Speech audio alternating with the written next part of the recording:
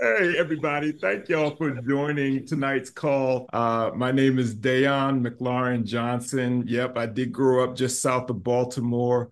I use all three of my names. McLarin is a shout out to my mom's people. They gave me her maiden name, and she is descendant out of Georgia, phenomenal McLarin family. And then I also have the Johnsons who migrated in the Great Migration up to Detroit. So they're up there.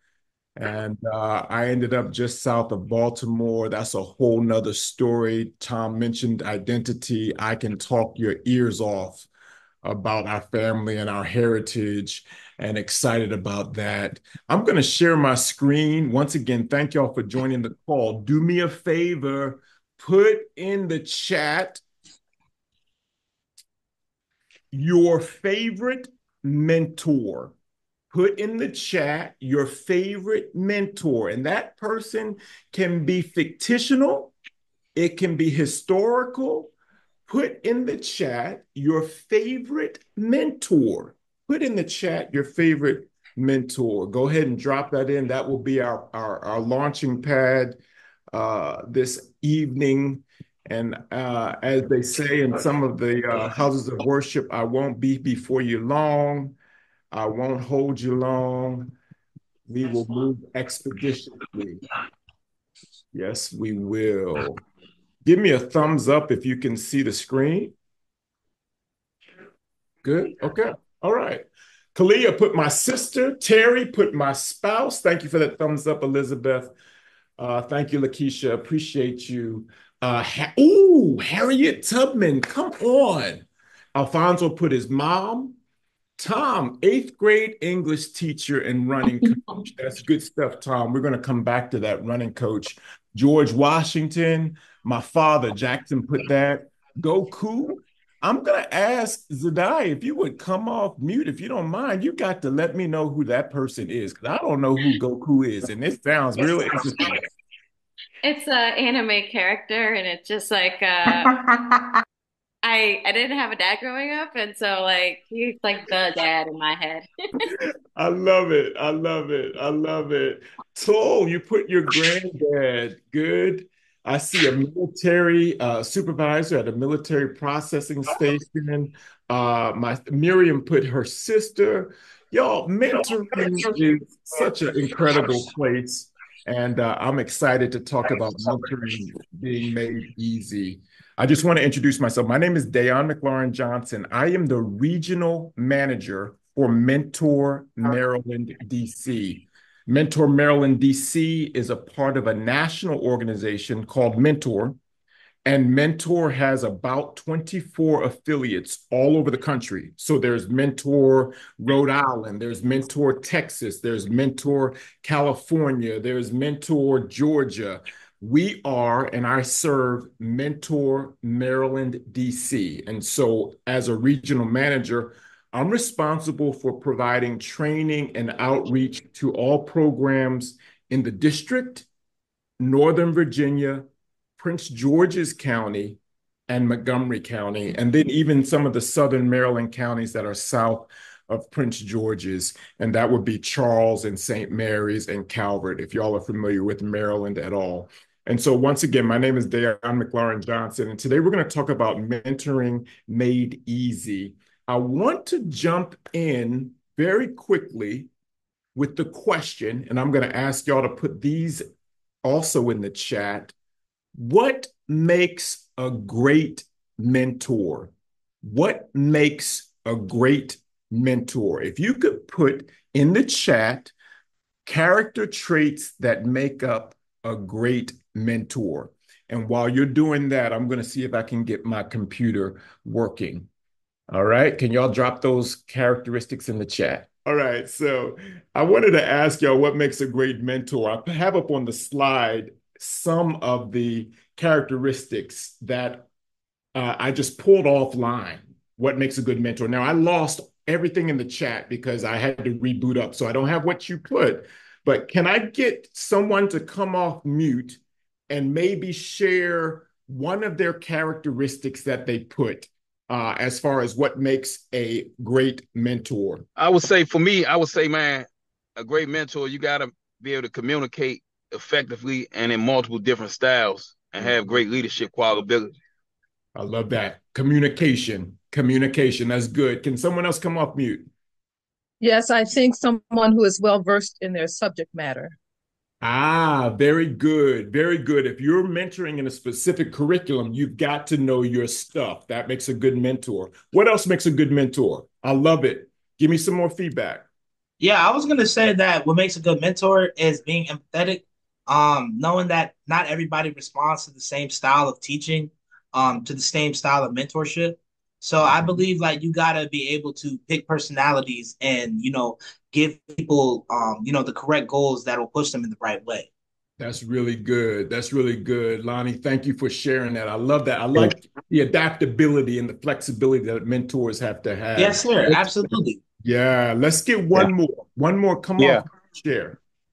Yeah. I think one is you have to be able to nurture uh, people's growth because you can point them in the right direction where they can maximize their ability. Alex, I like that. I like that. Yeah. But I And just, I like what you shared, Alex, because, it's a really individual, because as you know, people have different talents, different aspirations. And so a good mentor, a great mentor is able to distinguish between those. Thank y'all so much for participating.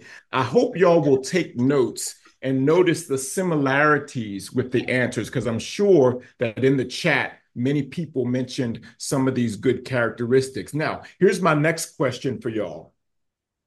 What's the difference between a coach, a teacher, and a counselor? Now I'm switching gears on y'all. What is the difference between a coach, a teacher, and a counselor? Anybody want to venture? Come off mute.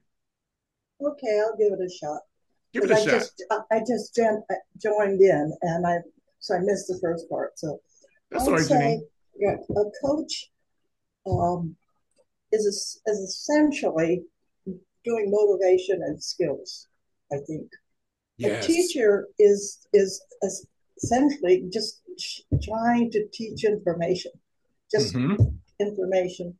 A counselor is probably more into counseling. I mean, into what problem solving Yeah. and Yeah. helping, helping them uh, come make some decisions, you know, about whatever. And doing, Janine, for somebody that said I didn't know, didn't have you sounded like you knew exactly what you were talking about. You nailed it.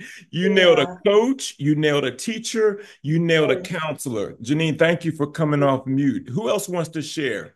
What is the difference between, let's do one more. What's the difference between a coach, a teacher, and a counselor? How about a coach is the physical, the Uh-huh. teacher is um what? I'm Mental, trying to get an Yes. analogy here. Miriam, I like that. I like where you're headed. Yeah, I'm trying to get it. It's coming. Keep going. Okay, so the teacher, I want to say the counselor is the person who works out the brain stuff that's Uh-huh. going on that Uh-huh. they can't quite get right.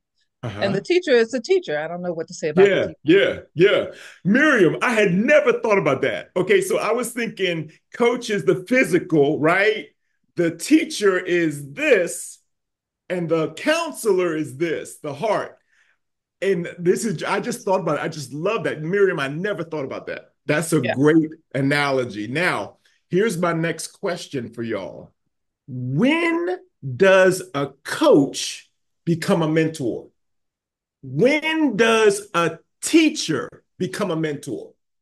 When does a counselor become a mentor? Because all of us have had teachers, right? If y'all have had a teacher, can you raise your hand? I can Yeah. see y'all on the screen now. Now look, I'm looking up. Okay. Okay. Now, all of us have had teachers, but can all of us agree that not all of our teachers were mentors? So when did Tom talked about his eighth grade teacher. When did that teacher become a mentor? What happened? What's the difference? Somebody come off mute. Talk to me. The difference I would say between a teacher and a mentor Personally for me, I'll just personalize it. I'll say, I had a teacher in the 10th grade of English, and he was teaching us about the studies and stuff, but he could tell that I was falling behind and everything. So he took me after class, and then we talked about, why I was falling behind the studies. And I started opening up about, my home life, things that are going on when I get home, and, things that are going on outside of school. And that's when he started giving me advice on how to overcome those issues. And that's when I would say my teacher became my mentor. He became my Come favorite teacher on. of all time. Shout out Mr. Durrett. That was my guy. Come So on. yes, I would say that's when he crossed that line from a teacher to a mentor. Yes, sir. Come on. That's exactly Well, it. Can someone else give me, thank you for coming off. well, Thank you for sharing, for being transparent. Can I get one more okay. person that can All tell right. me about the time when their teacher crossed over and became a mentor, or when their coach crossed over and become? I love that picture of Phil Jackson and Kobe Bryant. I love that picture, right? Because if you read Kobe Bryant's stuff, he talks about the effect that Phil Jackson had on him and his ability, but it was more than just the transactional knowledge of skills and how to dribble and how to pass. It was much more than that. Can someone else come It's off mute uh, and talk about how their counselor became a mentor? And while you're yeah. coming off mute, I'm gonna look at some of these that are in the chat. Come on, somebody, Okay. talk to me. I could say this though. I mean, it's many instances when I had coaches or teachers, you know, uh, go take me to the next level of mentoring me. Pretty much when they decided to care that much. I love Point it. blank. Period. They decided to care. Can y'all give me a thumbs up, show some love on the chat, or do something? They made the transition from just transactional knowledge, whether it's coaching, counseling, or teaching, to caring. That's when they transitioned. That's when they crossed over. I love what Annette said in the chat. She says, mentors give you the ability to believe you can accomplish a goal, or at least the confidence or desire to make an attempt. I remember my basketball coach in high school. He showed me how to dribble. He showed me how to dribble with my left hand. But I'm telling you, he did not instill in me a confidence in my ability that would cause me to say, okay, he was a mentor.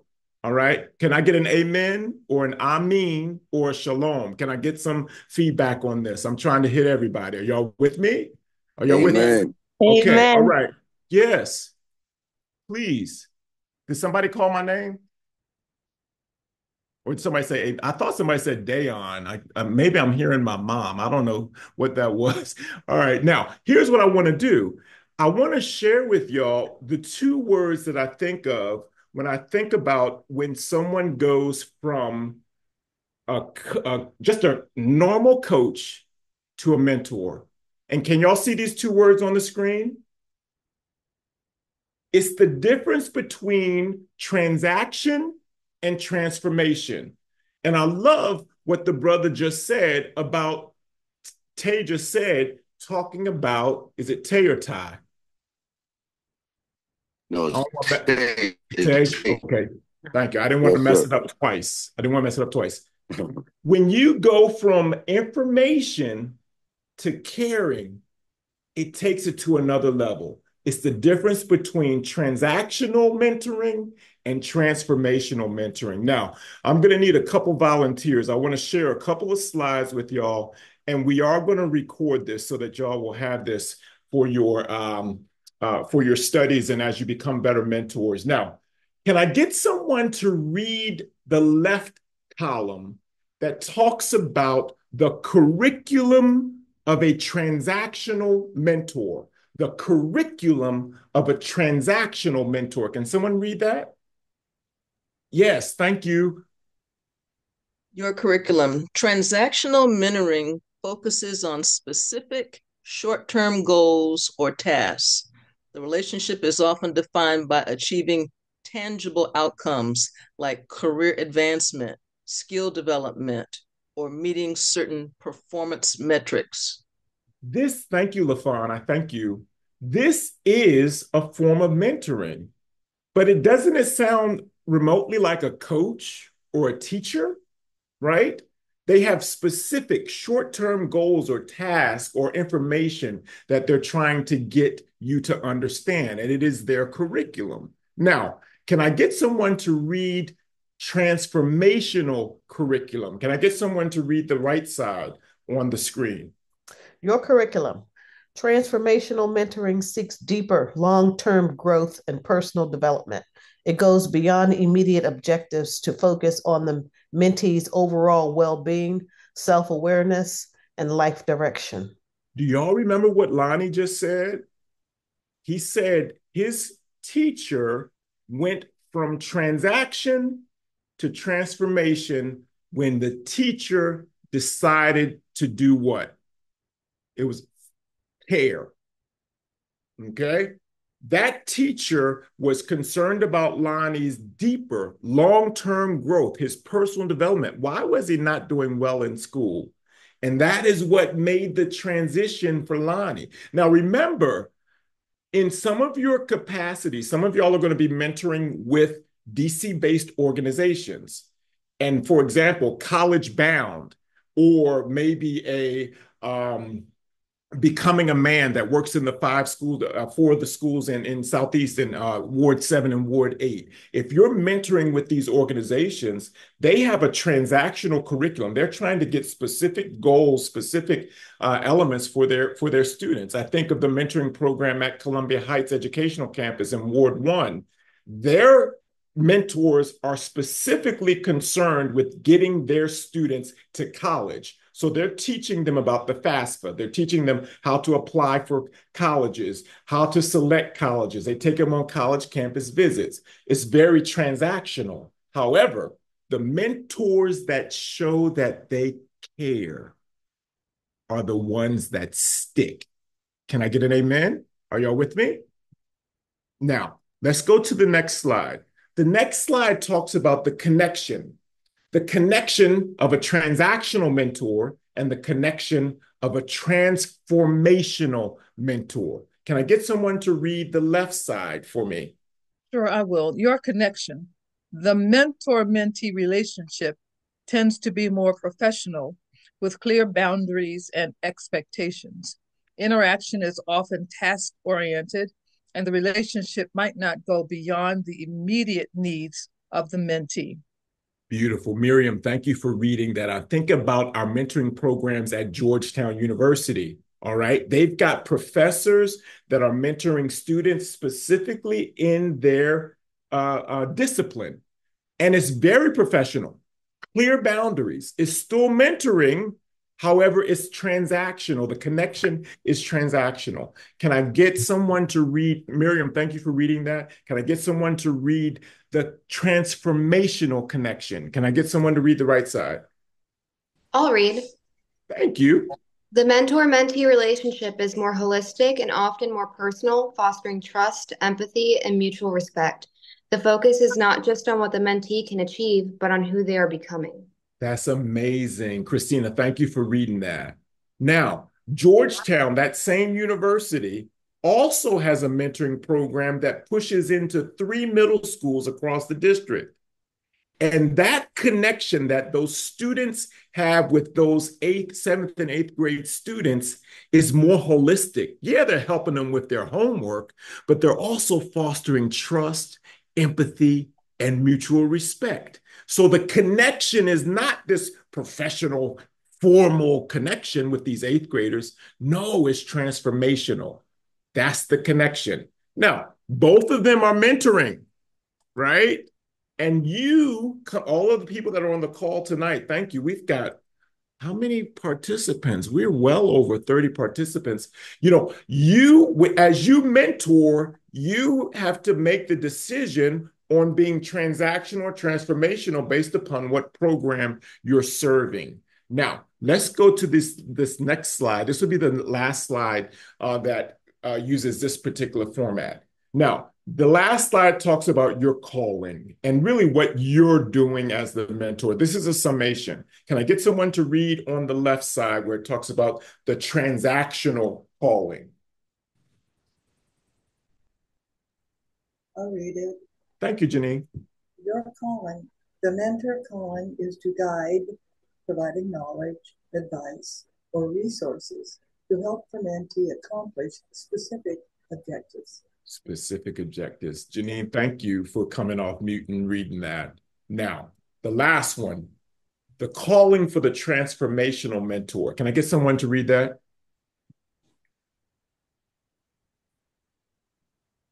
The mentor's calling is to serve as a role model, motivator, and catalyst for deeper change.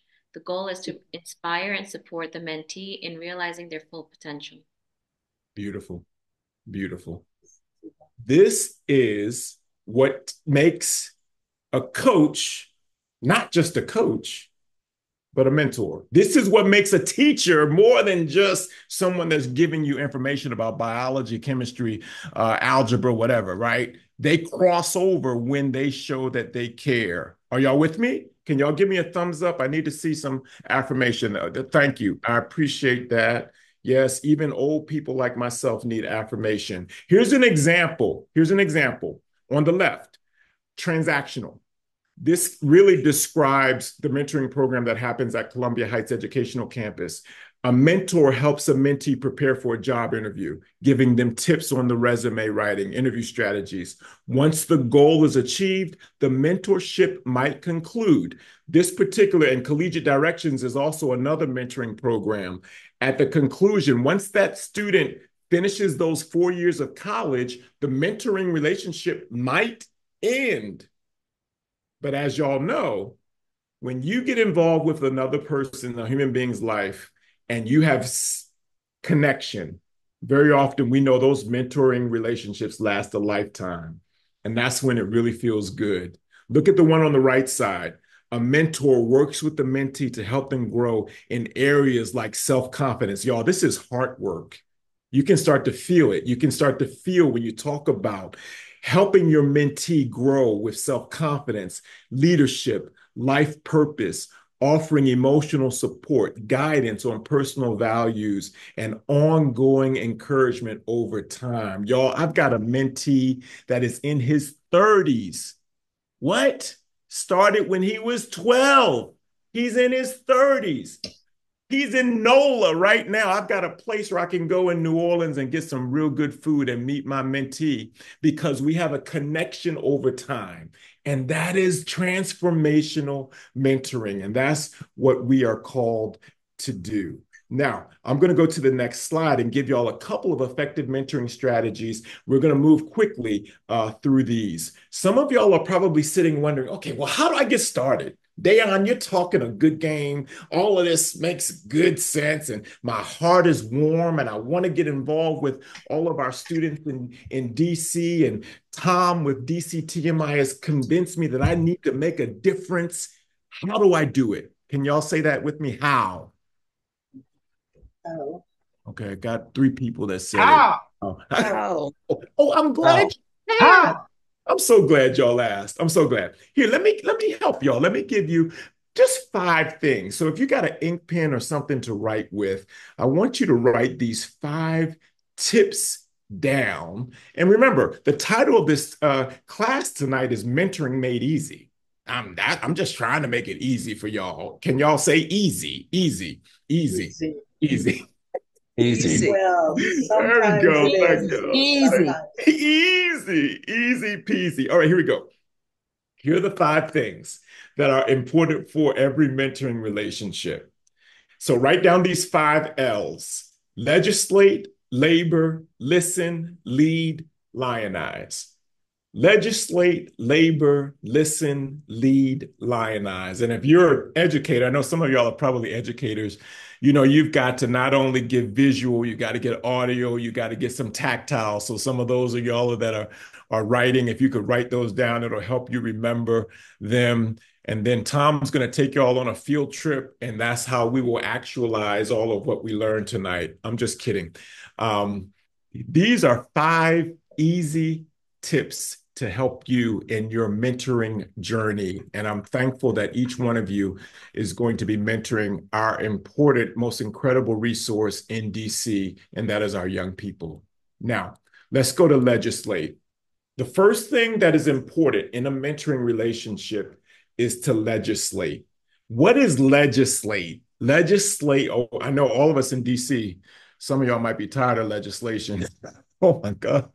Right? That's a whole nother conversation. We don't want to get into Right. politics.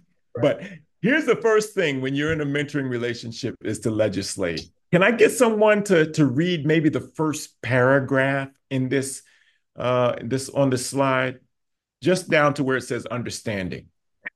Setting and documenting clear expectations is critical for creating a foundation of trust, accountability, and mutual understanding. When you first meet, thank you. When you first meet your mentee, if you're with a mentoring program in DC, or if you just have maybe your sister wants you to start mentoring your nephew, right? The first thing that you want to do is you want to set some boundaries. You want to document, you want to write that junk down. Can I get an amen? Because you want to get the mentee to sign off on it, right? Thank you, Lonnie. I appreciate you. You want to define the frequency of your meetings. How often are we going to meet? Right? You want to get that up front. What's our preferred communication style? Do you prefer to text? Do you want a phone call? Do you want a FaceTime? I've got one young man that I'm mentoring right now who's at Montgomery College, and I don't know why he likes FaceTime, but I'm like, okay, I just have to roll with it. And every time he calls me on Tuesday, he just called me. We talk at 5:30 on Tuesday afternoons. He FaceTimes me. And I'm like, I don't want to be on FaceTime, but that's his mode. So I'm his mentor. I'm going to roll with it. And we established that at the beginning, his preferred communication style, feedback mechanisms, define the length of the relationship. You want to define that. Is this mentorship going to last a year? Is it going to be until you get done with high school? Or is it going to go until you get done with undergrad or when you get your first job? Have these conversations with your mentee so that all the expectations are out on the table. Does that make sense to y'all? Okay. All right. Define those boundaries and all of that. And then some mentoring programs, organizations in DC will have the mentee sign it. They'll have the mentee and the mentor sign that agreement. And that's the first thing. It really helps solidify and it lets the mentee know that this relationship is serious. Okay. Any questions on this first one? Legislate. Any questions? Does this resonate with anybody? Somebody want to come off mute and say anything about legislate? All right. All right. We will keep it moving. The next one, labor. This is where we get down in the dirty with our mentee. Labor. This is work, y'all. Working to collaboratively to set goals. Now, these goals, y'all know, have got to be specific. Y'all know SMART goals, right? Measurable, achievable. They got to be relevant, time bound, right? One of the goals of my mentee is to apply to 6 schools this semester. That's a very specific goal. We set that at the beginning of the semester. Now, when you set goals at the beginning of the relationship, every time you meet, you've got something to talk about. Every time I meet, and sometimes we always worry, mentors, I know y'all are worried. How am I going to talk to this kid or how am I going to relate? If you set your goals at the beginning, you have something that you can talk about every time you meet. So I can ask, bro, hey, we talked at the beginning of the semester, we're going to apply for 6 colleges. Which ones have you applied to? Was the application process difficult? How do you feel? You got a sense of accomplishment? What's going on? And all I'm talking about is that first goal, right? That's why setting goals are important. They're not important just for your mentee. They're important for us, aren't they? Hello? Y'all there? Y'all? Okay. All right. Setting goals is important in the mentor-mentee relationship. All right. Now, that's the second one, is to labor. And that's goal setting process. Once you achieve your goals, go ahead and set some more and let it be a staple in the relationship. Now, the third one that I want to share with you, the third L, and I wish I had the chat. I'm sorry that my laptop died at the beginning because I wanted to see all of the adjectives that people put. I'm hoping that somebody put good listener. Did anybody put good listener as a requirement to be a good mentor? Yeah, Yes, someone did. Yes, yeah. I did. I did. A great listener. Lakeisha, come on. Miss Janine, I saw you had your hand up Yeah, too. yeah. Yeah. Well, if you can't listen, you're not going to get any place. I'm sorry, you just are not. And Because these kids, these Miss Janine, you are spot on. Lakeisha, a great listener. I like you made the difference. You're not just a good listener. You got to be a great listener. Have Yeah. y'all ever been? Have you, Lakeisha? Have you ever been in a conversation with somebody and you just pouring out your heart, and then they ask you about the weather? Right. And the thing is you have to be present. So when anyone is talking to me, anyone, even my children, I give them eye contact. I'm not scrolling on my phone. I'm not looking in another direction unless I'm thinking of something. I may look to the sky because I'm pulling down a thought. But I'm supposed to be listening. That's only if they're asking me a question. that But you have to be present. People think you're supposed to multitask, but I've learned, and I'll end with this. The brain is not designed to multitask, even though we do it so good. We drive and talk and do these things, but neuroscientists have proven that. Like the brain is not supposed to be wired to do multiple things at one time, even though we have the ability. But anyway, I'm done. Lakeisha, I don't have the ability to multitask. I don't know what other people you talking about, because I tell you what, if I try to do two things, and what y'all saw it happen tonight, y'all saw me trying to get my computer together, and I was like a mess. I can't do it. And so our mentees immediately know when we are multitasking, we're not giving them our undivided attention. Christina, you got your hand up too. Come off mute. What do you got to share?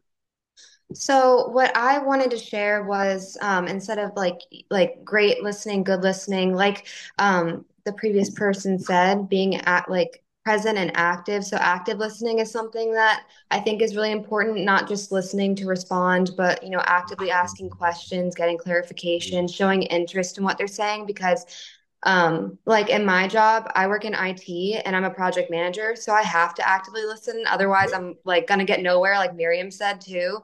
Like I'm really I can't because it's my job to translate all of that. And so in the case of a mentee, I would need to translate kind of all of their emotions and the things that they have going on to try and help them. And I can't do that if I'm not actively listening and understanding what they're telling me. You and So Lakeisha are spot on. I'm telling y'all, y'all could teach this class tonight on listening. Can I get someone to read on the screen what it says about listening? Can I get someone to come off mute and share? Read that. Go ahead, Lonnie. You got it. Nah, I was trying to see the whole screen. You can't see it? Yeah, the faces on the side, they blocking the whole screen, so I can't read the whole thing. Oh, okay. Yeah, I was trying to see how I can minimize am it. I Oh, okay, I messing got it. I got am it. I messing up? So no, you good, you good, you good. I got it, I got it. So you need me to read the top or the bottom? Just read the top one if you can. Yes, sir. So listen and tune into your mentees' verbal and nonverbal messages. Dial into the domain of your mentees' verbal messaging. Are their words feeling, thinking, doing, or reflecting words? Very good. Okay, Yes, sir. so let's drill down on this because Lakeisha and let me make sure, and Christina mentioned this.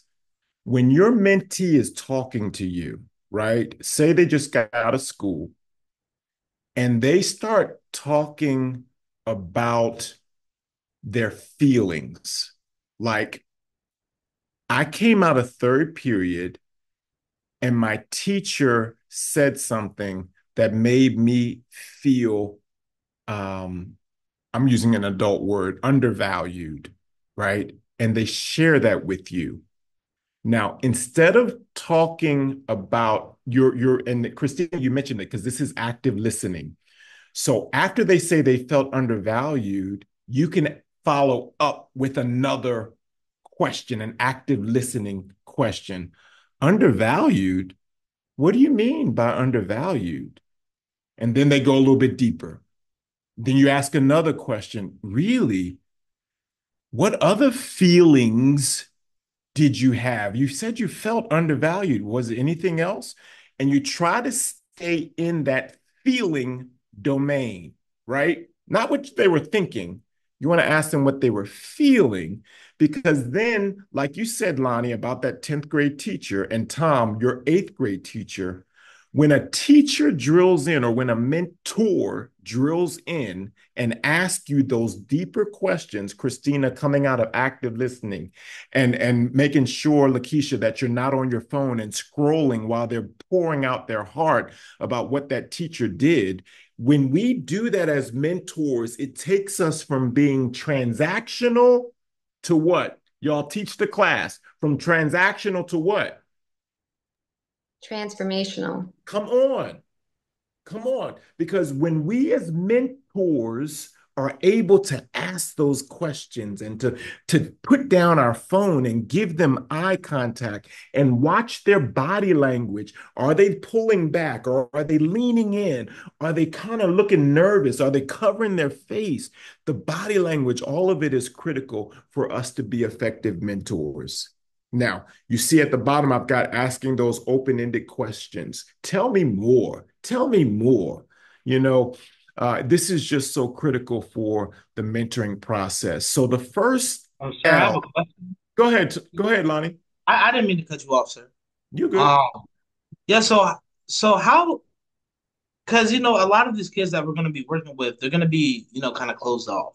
Like they're not going to want to communicate too much. They feel like everybody's against them and this and that. So how would you say that we can kind of like just get into that inner shell without being like too invasive for the kid, or like to where like we're asking things that are a little too personal that he hasn't spoke on yet and that he wants to kind of shut off.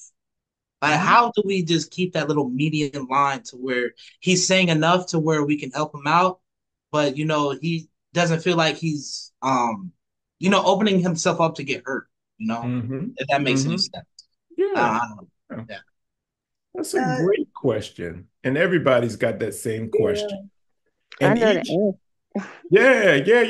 yeah. Let me throw out, and then I'd love to get some more feedback. Each mentee is going to be different based upon their upbringing and based upon the trauma that they may have experienced in their life.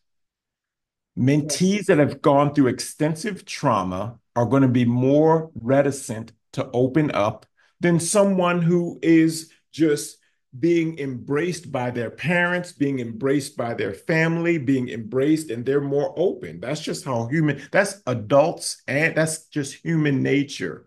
When we are in an environment and we feel like we can trust, we open up. So what does that mean for a mentor that's working with a mentee that is really closed off? You got to put in time, because that trust is what's going to cause that mentee to open up. None of us open up when we feel like we're going to be violated or vulnerable. Only time we open up, only time I open up around people is when I know that my stuff at my business ain't going to be out in the street, right? There's got to be trust. And so as mentors coming in, realize that takes time. That takes time. Yeah, Yeah. that's what I wanted Who to else would say. throw? So, Go ahead, uh, Janine. well, you just have to be there. Be there. In our program, it's a Mhm. once in a week. And I remember one week she came in and she would not speak. She would not. And so we had a library, so I found a book.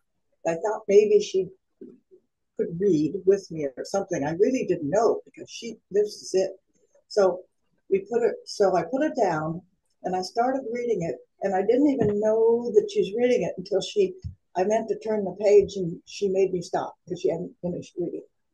Mm. And and she left. Okay. The Mm. next week she comes back and she's fine. I Mm. never did find out what happened. Mm. But we were together for several years. So Mm. so, but it takes time and just patience, and just you gotta be there, just be there and ready for anything, because anything can happen. Yeah. And just that's my Janine, I experience. So, thank you. I appreciate that. And I think, Lonnie, that's a great response. Great response. Yep.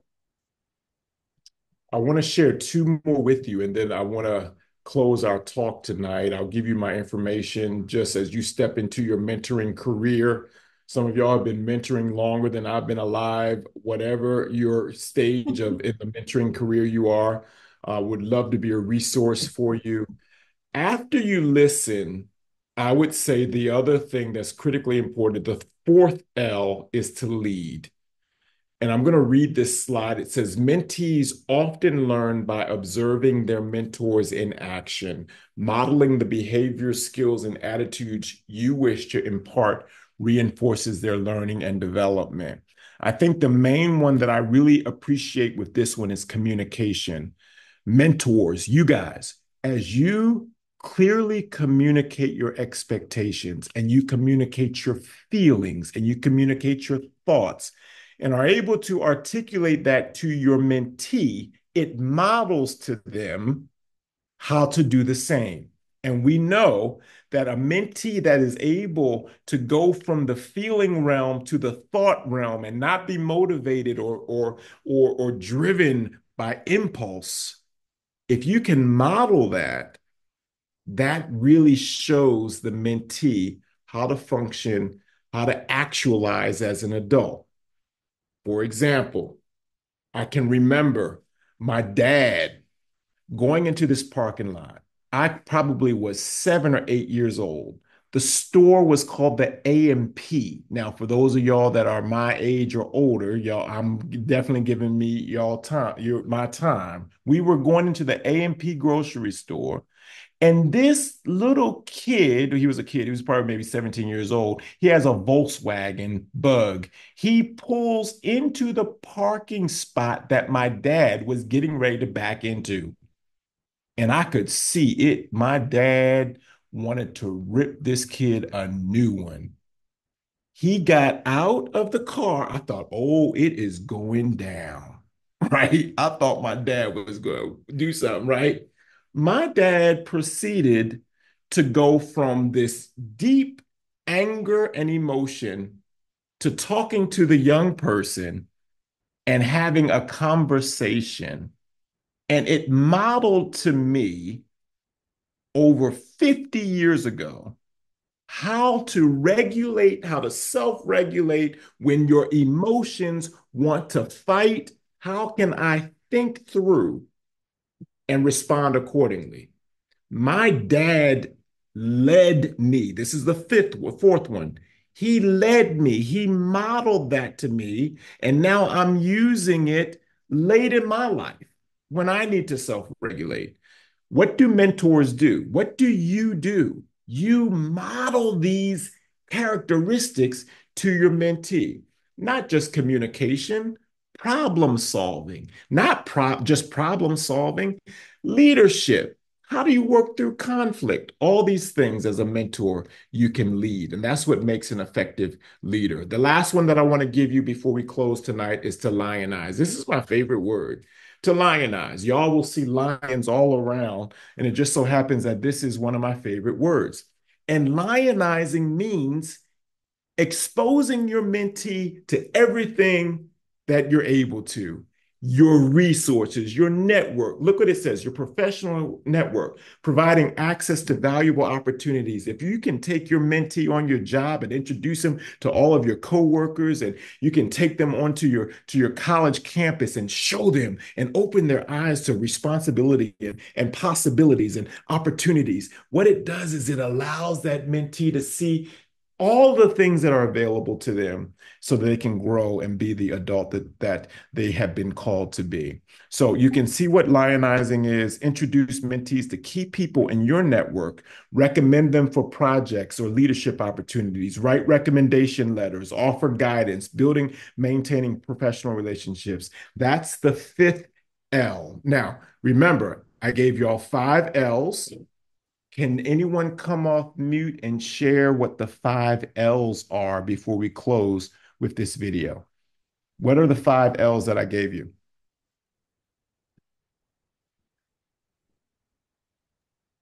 I can say them, but I wanted to give someone else an opportunity. But they are legislate, labor, listen, lead, and lionize. Very I'd good. like to add one other little thing, Please and do. that is that I learned from my mentee. And Mm, I had a situation, we were in the room, and a couple of the kids had gotten in trouble downstairs, out coming into, and I was sitting with Rachel. I said, Rachel, I'm wondering, do you think I should go out with Dave? He was the co-director and he was out there. mhm. And Rachel said, yes. So I said, okay, I'm going down. So I went down and I just stood there as Dave was talking to the policeman about this situation. And I found out later, I asked Dave if it helped that I was there. And he said yes. So and sometimes I say the tutors learn more than the kids do. So I just share that, we learn from each other. That's Yeah, it, just, and I that love it. shows a trust, I think, too. That's so good. The mentoring relationship is not unidirectional. It's bilateral. It Yeah. goes both ways. And when we reduce the power, I didn't talk about power dynamics at all. Uh, That's a whole nother conversation. But as we level the playing field and give our mentees an opportunity to talk to us and to share their resources with us, all of us are enriched. So I appreciate you coming off mute and sharing that, Janine. I do want to share one more video with y'all. Y'all will know, and I'm looking, I don't think that the link is in here. And so I was trying to add that link. Um, so just I'll close with this. I'm going to stop sharing and I'll put this link to this video. Maybe I can put it in the chat, or Tom, I can give it to everyone later on if you want to send that follow-up email. Sure So thing. my company that I work for is called Mentor, as y'all know. So this is my job, y'all. I get paid to talk like about mentoring. I love my job because there are so many incredible organizations in DC that are attempting to mentor the next generation of leaders. It's critical for our success, not only as a society, but for our city. We've got to sow into the next generation. And so, all of you that are on the call that would take an hour out of your Tuesday evening to participate in this so that we can be better is what, and this is what I love about Tom and DCTMI, is the goal is to make our city a better city. And how do we do it? I think that mentoring and tutoring is the key. I really believe it. I don't believe it's legislation. I don't mean it's throwing money at incarceration and policing. If the citizens of DC would mentor the next generation, I believe we would see a much better place. All right, so I'm not going to be on my soapbox, but here I want to also give y'all my information so that y'all will have it. I'm going to go back to sharing my screen. That not being able to share that video kind of threw me off, but hold on just a second. Let me do this. Yeah, and if you put it in the chat, I think Okay. Paul or I could play it. Okay. Oh, that's a great idea. Okay, hold on. All right, let me do this. I wanted to give everybody my information. So while we're doing that, while I'm giving y'all all that link, that's my information. That's my company, so that y'all will have that. Becoming a better mentor, strategies to be there for young Yep. people, was developed with you, the mentor, in mind. The information will help you fill your mentoring toolbox with helpful skills to be an even better mentor than you are. It offers guidance on topics such as effective online communication, cultivating youth voice, and practicing cultural humility, to name just a few.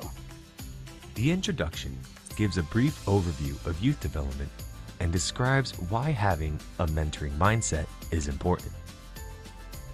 Your work as a mentor is grounded in love and caring. It shows that you have a purpose beyond your own life and a desire to make the world a better place. We encourage you to embrace that idea and make it part of your identity. You are a mentor. That means a lot, especially at this moment in time. So, explore becoming a better mentor, and good luck on your mentoring journey. See the full resource at mentoring.org/bettermentor for more tips on how you can be a better mentor. Thank you, Tom. Pleasure. Very good. We have time to take, let's do 2 questions. Somebody had a question. If you want to come off mute and we'll answer, and then we'll do one more. And Tom, I'll kick it back to you, brother. Yeah, that was me. I was just wondering, are there going to be any more like open sessions like this for those looking to learn more anytime soon that we can look forward to? We are doing these monthly. They're monthly? Okay. Yep. All right, awesome.